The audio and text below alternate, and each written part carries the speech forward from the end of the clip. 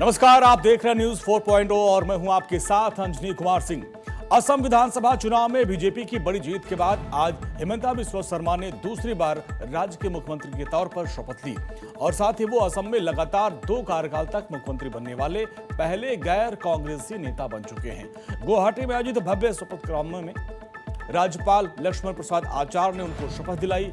इस समारोह में प्रधानमंत्री नरेंद्र मोदी और बीजेपी शासित कई राज्यों के मुख्यमंत्री, उप मुख्यमंत्री और केंद्रीय मंत्री शामिल हुए। आपको अलग अलग हम तस्वीरें दिखा रहे हैं जिसमें आप देखिए किस तरीके से यह शपथ ग्रहण समारोह हुआ। प्रधानमंत्री नरेंद्र मोदी की मौजूदगी में हुए शपथ ग्रहण समारोह में हिमंता बिस्वा शर्मा के साथ 4 और विधायकों ने मंत्री पद की शपथ ली, जिसमें विधायक रामेश्वर तेली, विधायक अतुल बोरा, विधायक चरण बोरो और विधायक अजंता नियोग मंत्री बने हैं। राज्यपाल ने 10 मई को उन्हें एनडीए विधायक दल का नेता चुने जाने के बाद मुख्यमंत्री नियुक्त किया था। असम में ये एनडीए सरकार का तीसरा कार्यकाल है। इसके पहले 2016 में एनडीए के नेतृत्व में पहली बार सर्बानंद सोनोवाल मुख्यमंत्री बने थे, जबकि 2021 में हिमंता बिस्वा शर्मा ने राज्य की कमान संभाली और अब फिर से एक बार फिर हिमंता के हाथ में असम की कमान है। आज हुए शपथ ग्रहण समारोह में बेहद खास मौका था, जिसमें प्रधानमंत्री नरेंद्र मोदी, केंद्रीय गृह मंत्री अमित शाह, रक्षा मंत्री राजनाथ सिंह, बीजेपी के राष्ट्रीय अध्यक्ष नितिन नवीन के अलावा एनडीए शासित राज्यों के मुख्यमंत्री और उप मुख्यमंत्री शामिल हुए। विदेश मंत्री डॉक्टर जयशंकर ने न्यूयॉर्क स्थित संयुक्त राष्ट्र मुख्यालय में शून्य से अनंत तक भारतीय सभ्यता का गणित में योगदान के शीर्षक पर एक विशेष प्रदर्शनी का उद्घाटन किया और संयुक्त राष्ट्र में भारत के स्थायी मिशन द्वारा आयोजित इस प्रदर्शनी में भारतीय सभ्यता के गणित में योगदान को दस्तावेजी रूप में प्रस्तुत किया गया है। प्रदर्शनी में विदेश मंत्री एस जयशंकर ने कहा कि दुनिया ने लंबे समय तक वैज्ञानिक और गणितीय प्रगति को सीमित नजरिए से देखा है, जबकि भारत की प्राचीन गणितीय विरासत ने आधुनिक तकनीक और विज्ञान की नींव रखी है। इस प्रदर्शनी में शून्य, दशमलव प्रणाली और बीजगणित, द्विआधारित गणना और खगोलीय गणना जैसी भारतीय गणितीय योगदानों को प्रदर्शित किया गया और साथ ही आर्यभट्ट, ब्रह्मगुप्त और भास्कर जैसे विद्वानों की परंपरा को सम्मान दिया गया। उन्होंने कहा कि वैज्ञानिक प्रगति और वैश्विक कहानी को लंबे समय तक एक संकीर्ण नजरिए से देखा गया। अब इतिहास को लेकर गलत धारणाओं को सुधारने की जरूरत है। प्रदर्शनी का उद्घाटन करते हुए विदेश मंत्री ने कहा कि जब दुनिया संयुक्त राष्ट्र में साझा मानव विरासत की बात कर रही है, तब ये समझना बेहद जरूरी है कि आधुनिक इतिहास में वैज्ञानिक प्रगति की कहानी को बहुत लंबे समय तक सीमित समय और सीमित भौगोलिक नजरिए से नहीं देखा जा सकता। उन्होंने इसको ऐतिहासिक तौर पर और अपनी तरह की पहली गणित प्रदर्शनी को बताया है, जिसे संयुक्त राष्ट्र मुख्यालय में आयोजित किया गया। Today, we present to you an exposition on Indian civilization's contribution to mathematics. But it could equally well apply to other societies and different domains. We need to appreciate that democratization of technology, indeed democratization of the world, requires a democratization of history. It is only by righting the distortions of the past that we can accurately address issues of the future. Tamil Nadu से खबर, जहां पर Ricky राधन पंडित Tamil Nadu CM की OSD नियुक्त की गई हैं। TVK की प्रवक्ता रही हैं और रिकी राधन, अब उनको मुख्यमंत्री विजय का ओएसडी नियुक्त किया गया है। नई सरकार गठन के बाद अब पहली जो बड़ी नियुक्ति हुई है वो ओएसडी की, मुख्यमंत्री जोसेफ विजय की जो ओएसडी बनाई गई हैं, उनका नाम है रिकी राधन पंडित। अभी तक वो टीवीके के प्रवक्ता के तौर पर काम करती थी, लेकिन अब उनको एक महत्वपूर्ण जिम्मेदारी सौंपी गई है।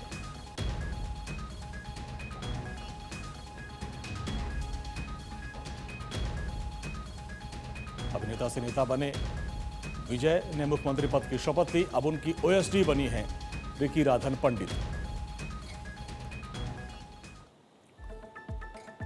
पश्चिम बंगाल में हाल में हुए सत्ता परिवर्तन के बाद शुभेंदु अधिकारी ने राज्य के 9वें मुख्यमंत्री के तौर पर शपथ ली और इसके साथ ही नई सरकार में मंत्रियों के विभागों का भी ऐलान कर दिया गया। अब राज्य प्रशासन और विकास कार्यों की दिशा तय करेंगे।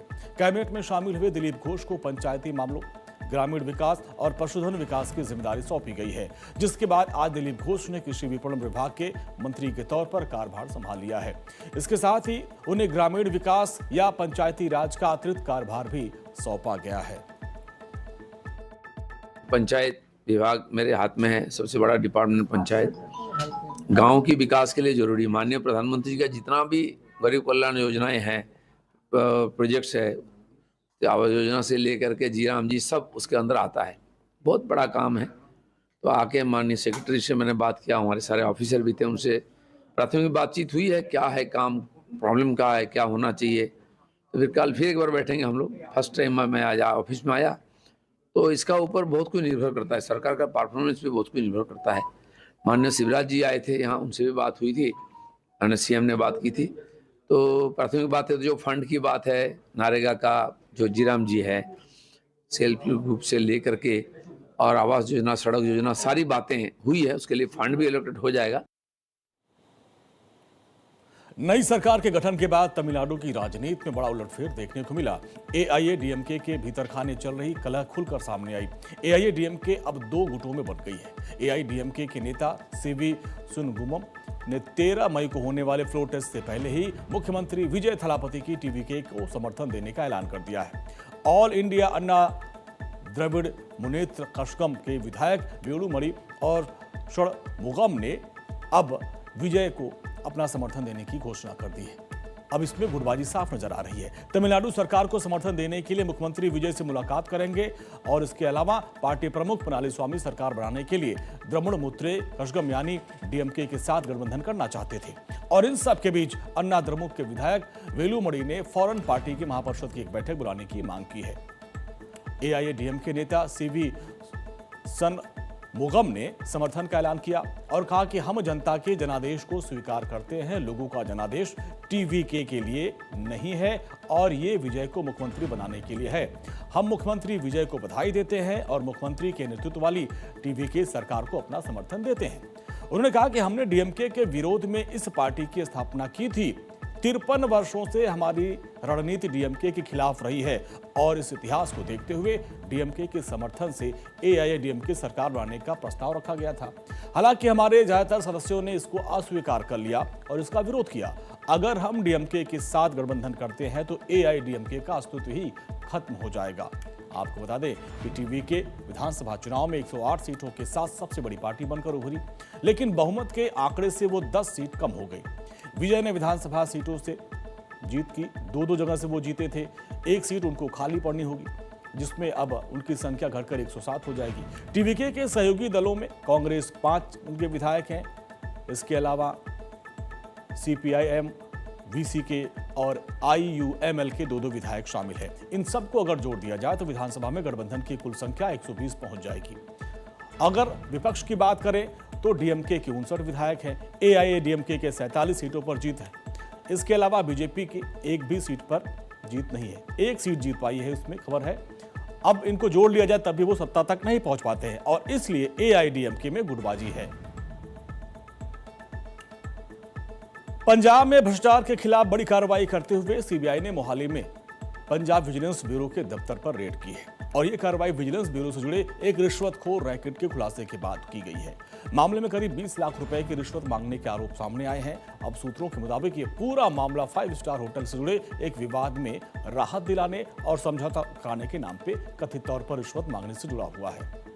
आरोप है कि विजिलेंस विभाग से जुड़े कुछ लोगों ने मामले को प्रभावित करने के लिए बदले में मोटी रकम की मांग की थी।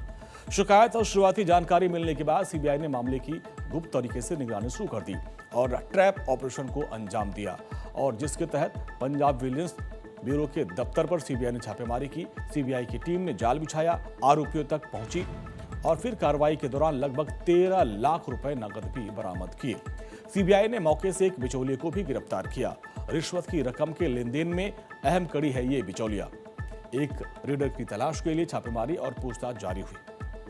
सीबीआई सूत्रों का मानना है कि गिरफ्तार किए गए आरोपी से पूछताछ की जा रही है ताकि यह पता चल सके कि कथित रैकेट में कौन कौन से लोग शामिल हैं।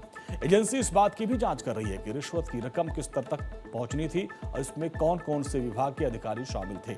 मोहाली स्थित विजिलेंस ब्यूरो कार्यालय में हुई इस कार्रवाई के बाद प्रशासनिक और सियासी हलकों में हलचल तेज हो गई है। पंजाब में भ्रष्टाचार खिलाफ लगातार सख्त कार्रवाई की बात की जाती है और दावा भी किया जाता है। अब ऐसे में विजिलेंस विभाग का नाम सामने आने से कई सवाल खड़े हो गए। फिलहाल सीबीआई ने मामला दर्ज कर जांच शुरू कर दी। Agency digital record, call details और वित्तीय लेन देन की भी जांच कर रही है। आने वाले दिनों में इस मामले में और भी गिरफ्तारियां या बड़े खुलासे होने की संभावना जताई जा रही है।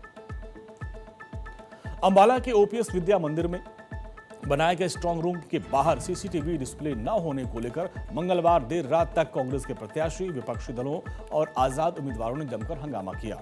मामला इतना बढ़ गया कि पूरे इलाके को पुलिस छावनी में तब्दील करना पड़ा। विपक्षी नेताओं ने प्रशासन पर चुनाव प्रक्रिया में पारदर्शिता न बरतने के गंभीर आरोप लगाए। मेयर प्रत्याशी कुलविंदर कौर सैनी और कई पार्षद प्रत्याशी समर्थकों के साथ मौके पर पहुंचे, विरोध जताया। प्रत्याशी स्ट्रांग रूम के बाहर जमीन पर बैठ गए और प्रशासन के खिलाफ नारेबाजी करने लगे। उनका कहना है कि पहले चुनाव में स्ट्रांग रूम के बाहर स्क्रीन लगाई जाती थी, जिसमें प्रत्याशी समर्थक बाहर बैठकर ईवीएम की निगरानी करते थे। जब हम आए तो इन्होंने ये प्लग थे, लाइट के तारें लगा रहे, तो हमने पूछा भी ये क्यों नहीं लगी, बोल रहे अब लगा रहे हैं। तो ये जो मशीनें थी कब आई थी, ये कल आई थी ना 7 बजे, तो ये 7-8 बजे क्यों नहीं होया ये काम, अब क्यों हो रहा है? इतने घंटे हो गए मशीनें आई हैं। ये अंदर मशीनों में घपला करते हैं। ये जो बैठे हैं, ये इनके वर्कर, ये सब इनके मिले भगत हैं। इन्होंने ये इनको पैसा खड़ाते हैं और तो इनका सारा काम यही करते हैं। वार्ड 12 से कांग्रेस के प्रत्याशी मिथुन वर्मा ने आरोप लगाया कि अधिकारियों को दोपहर में ही सीसीटीवी डिस्प्ले लगाने और कैमरे चालू करने के लिए कहा गया था, लेकिन रात 11 बजे तक भी व्यवस्था पूरी नहीं की गई। जब मौके पर पहुंचे तो सीसीटीवी के तार जोड़े जा रहे थे। सीसीटीवी ईवीएम जमा होने से पहले चालू हो जाने चाहिए थे, लेकिन मतगणना से पहले अब इनको लगाया जा रहा है। देखिए, आशंका ऐसी है कि गाइडलाइन है कि जिसके अंदर एक कैमरा अंदर चलेगा और एक बाहर कैंपस में चलेगा। और हमारे भाई मिथुन ने दोपहर को एडीसी साहब को कहा कि भी एक कैमरा जो बाहर वाला है वो भी चलवा दीजिए। तो वो अब तक कहीं ना कहीं चलाया नहीं गया और लाइट्स वगैरह ऑफ थी। तो मतलब हम तो ये जानना चाहते हैं कि भी प्रशासन करना क्या चाहता है। ये निष्पक्षता की बात करते हैं, जनता की आवाज़ की बात करते हैं, लोकतंत्र की बात करते हैं, पर कहीं ना कहीं लोकतंत्र को आज ख़त्म करने की तरफ ये सरकार और प्रशासन कहीं ना कहीं साथ दे रहा है। ये नहीं होना चाहिए। हालात को देखते हुए देर रात अतिरिक्त पुलिस बल को वहां पर तैनात कर दिया गया है। हालांकि काफी समझाने के बाद भी कई उम्मीदवार मौके से नहीं हटे। इस मामले में एआरओ ने कहा कि स्ट्रांग रूम की सुरक्षा पूरी तरीके से पुख्ता है। कैमरे लगातार काम कर रहे हैं, 24 घंटे कैमरे चालू हैं, सारी रिकॉर्डिंग सुरक्षित रखी गई है। प्रत्याशी चाहे तो रिकॉर्डिंग को देख सकते हैं। स्ट्रांग रूम के बाहर डिस्प्ले लगाने को लेकर उनके पास कोई स्पष्ट गाइडलाइन नहीं है।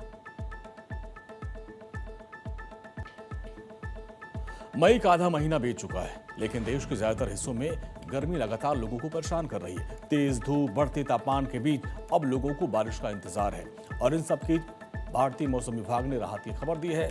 मौसम विभाग के मुताबिक आने वाले दिनों में कई राज्यों में बारिश, तेज हवाएं और आंधी देखने को मिल सकती है। हालांकि कुछ इलाकों में लू का भी असर रहेगा। आईएमडी के मुताबिक उत्तर पश्चिम में पश्चिमी विक्षोभ सक्रिय हो चुका है और बंगाल की खाड़ी, अरब सागर में बन रही मौसमी गतिविधियां मानसून के आगे बढ़ने के संकेत दे रही हैं। दक्षिण बंगाल की खाड़ी, अंडमान सागर, अंडमान निकोबार द्वीप समूह और उसके आसपास का मौसम दक्षिण पश्चिम मानसून के लिए अनुकूल होता जा रहा है और ऐसे में अगले 14 घंटों में 11 राज्यों में बारिश का अलर्ट है। आंधी बारिश को लेकर भी आईएमडी ने चेतावनी जारी की है। 60 किलोमीटर प्रति घंटे की रफ्तार से हवाएं चल सकती हैं और दिल्ली, यूपी, बिहार, एमपी में ओले गिरने की भी संभावना है। राजस्थान, उत्तराखंड में बारिश की संभावना है। पूर्वोत्तर के सभी राज्यों में बारिश का येलो अलर्ट जारी किया गया है। उत्तराखंड में चारधाम यात्रा के बीच चेतावनी जारी की गई है। यात्रा मार्ग पर मौसम का असर पड़ने की संभावना जताई जा रही है। आज और कल पर्वतीय जिलों में बारिश का ऑरेंज अलर्ट जारी किया गया है। साथ ही उत्तरकाशी, प्रयाग, रुद्रप्रयाग में तेज हवाएं और बारिश के आसार हैं। चमोली, बागेश्वर, पिथौरागढ़, अल्मोड़ा में बारिश का अलर्ट जारी किया गया है। नैनीताल समेत कई जिलों में तेज बारिश और हवाएं चलेंगी। 14 मई को भी उत्तराखंड में कई जिलों में येलो अलर्ट रहेगा। भारतीय रुपए आज शुरुआती कारोबार में 35 पैसे टूटकर अब तक के सबसे निचले स्तर पर पहुंच गया, यानी 95 रुपए 63 पैसे पर पहुंच गया है। अमेरिका और ईरान के बीच बढ़ते तनाव एवं समझौते की उम्मीद धूमिल होने से कच्चे तेल की कीमतों में उछाल आ गया और घरेलू मुद्रा में दबाव बढ़ गया है। अंतरबैंक विदेशी मुद्रा विनिमय बाजार में रुपया अमेरिकी डॉलर के मुकाबले 95 रुपया 57 पैसे पर खुला और फिर टूटकर 95 रुपया 63 पैसे पर आ गया, जो पिछले बंद भाव से 35 पैसे की गिरावट है। और दूसरी तरफ घरेलू शेयर बाजार की शुरुआत में भी गिरावट हुई है और ये गिरावट पूरे एशियाई बाजार की रिपोर्ट दिखाता है। इसकी मुख्य वजह है सरकार के खर्चों में कटौती के उपाय का असर और कच्चे तेल की बढ़ती कीमतों को लेकर चिंता।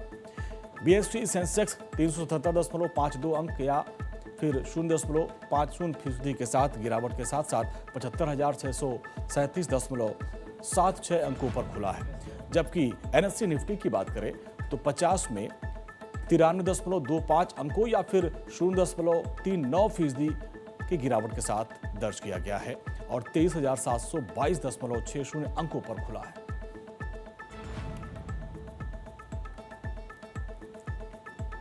तो डॉलर के मुकाबले रुपए की कीमत में भारी गिरावट दर्ज की गई है और वैश्विक हालातों के बीच अब ये हालात बनते जा रहे हैं।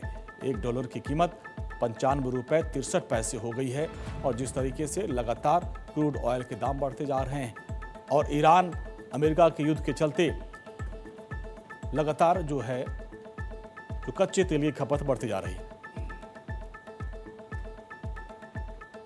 और प्रधानमंत्री नरेंद्र मोदी ने एक्स पर पोस्ट किया और लिखा कि आज का दिन असम के लिए ऐतिहासिक है।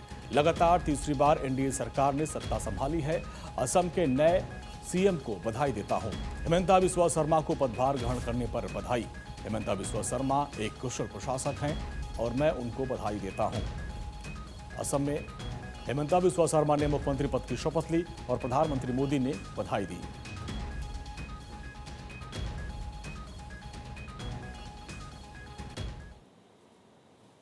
और इसी के साथ यहां पर वक्त हो गया एक छोटे से ब्रेक का। ब्रेक के बाद भी खबरों का सिलसिला लगातार जारी है।